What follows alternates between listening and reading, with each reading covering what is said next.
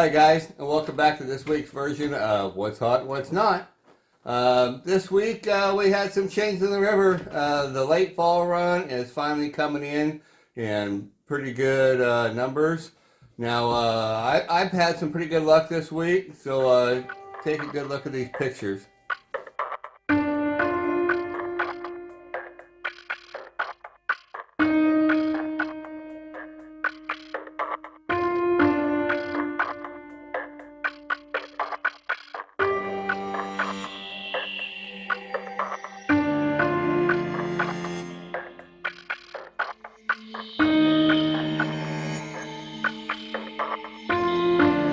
Those are some sweet looking fish, huh?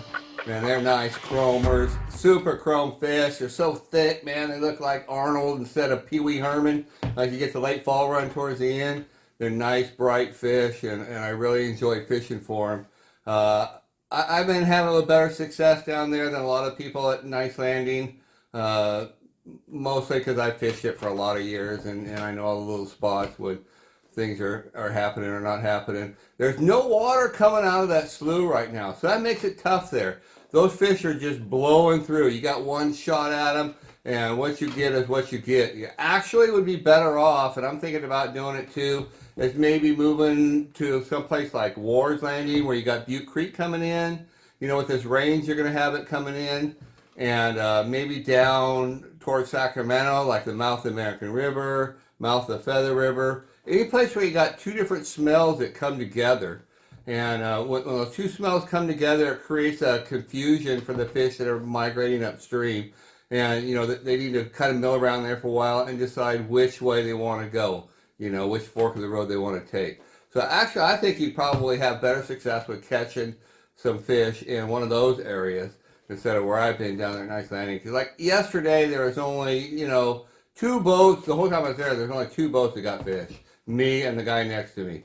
So, you know, everyone else, there was, you know, some guy come in, he threw an anchor right below me. You know, that's not kosher. Don't do that. You know, you've got to leave enough distance between people, at least enough distance where they get a big fish on. You know, they're going to, your fish can't run downstream and get in the guy's anchor rope. It's like, come on. You know, but there were people dotted all over the place. But like I said, me and the other guys no one had any success yesterday. So now, if that water was coming out of that slough, I think those fish had been kind of milling and doing circles in there for a little while. They've even caught fish inside of that slough, you know. Now, these fish that I gotten this week are marking on the screen different than the fish were earlier in the year. Earlier in the year, they're just short little marks on there.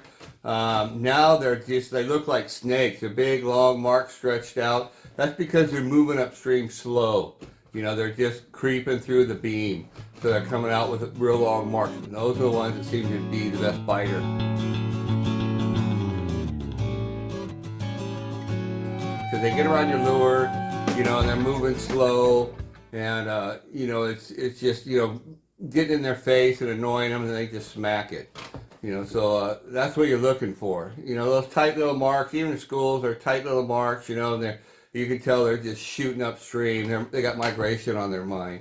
So, but, you know, you still want to have, you know, those 2-foot droppers is what I was using. Set back 3 feet. You could set back 4 feet. I think that works just as well. You know, I showed you those leaders a couple weeks ago also. You know, how to tie them. So just, you know, tie them up the same way. You can go even 30 inches, but I think going down to, you know, 18 inches or a foot, I think would be too close to the bottom.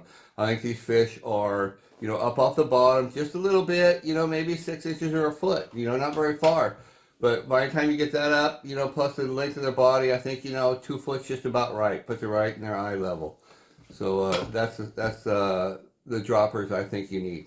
Now also, the river's coming up. It's coming up into a nice level. You know, a while back I was talking about the current being so slow that, you know, you couldn't use spinners. You had to use the killer fish, but now you can pull out those spinners. I think they'll work just as well. You know, put them on a wire leader like I showed you in a previous video and drop them out there. Put some variety out there now. You know, put some killer fish out there. Put some spinners out there, some Silvertrons.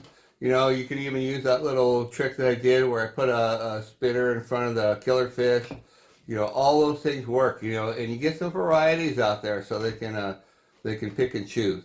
So there you go, guys. There's your tips for this week, and good luck. Oh, and salmon season closes a week from tomorrow, so make sure you get out there and get yours. So good fishing.